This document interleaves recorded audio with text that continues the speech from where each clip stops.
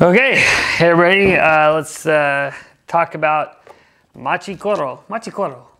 Yes, it is the exciting Japanese game. I believe it's Japanese. Let me just make sure I got that right.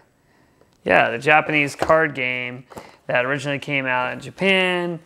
A lot of talk about this one, really popular. Everybody's like, oh, Machi Koro, you know. Came out, there was, sat on pre-orders forever. Took a while to finally get over here.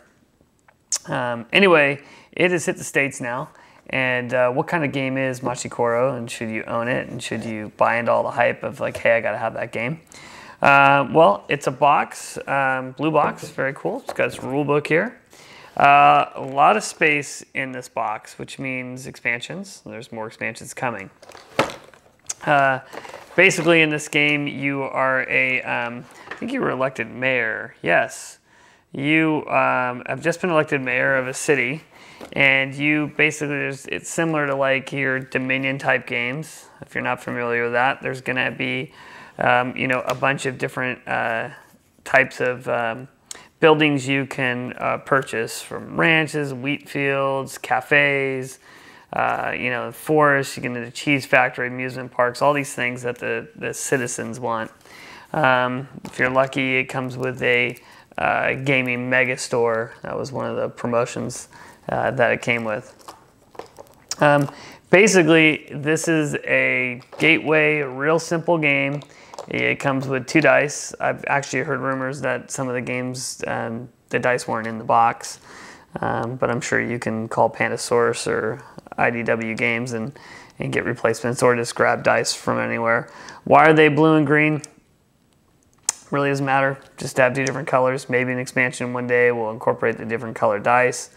Basically, you're either rolling one, you're rolling it, or you, as you build your your train station, then you're able to roll 2 dice, which you'll need to do once you start buying cards, purchasing cards that are you need to roll 7 or higher to get.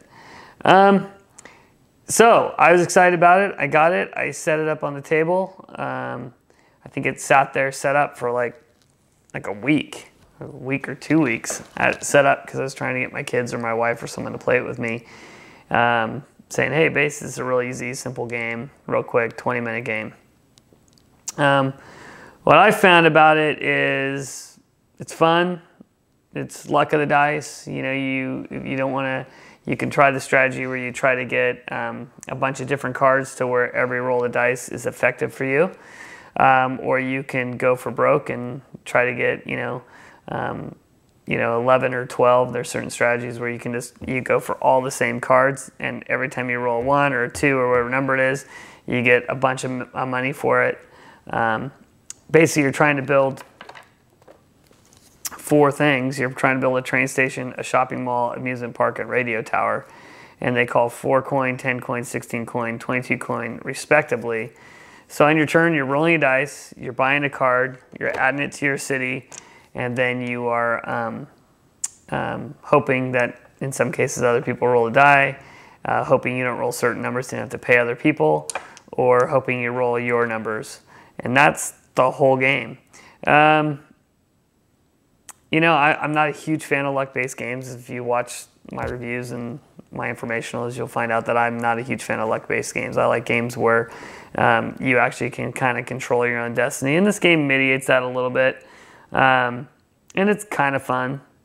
I'll probably play it more than I think I'll play it, because it's really simple just to pull out on the table and, play with people and teach them pretty quick. So I would say it's a mild filler.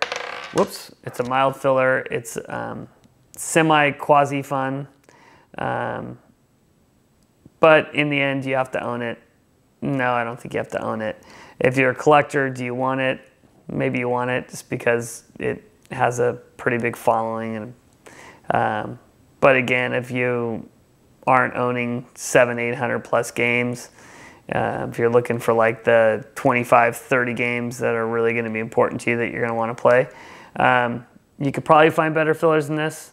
But again, if you're, let me take that back. I think maybe if you're a young gamer, maybe a year in, and you want something that incorporates city building, dice rolling, and luck, then Machi Koro is your thing.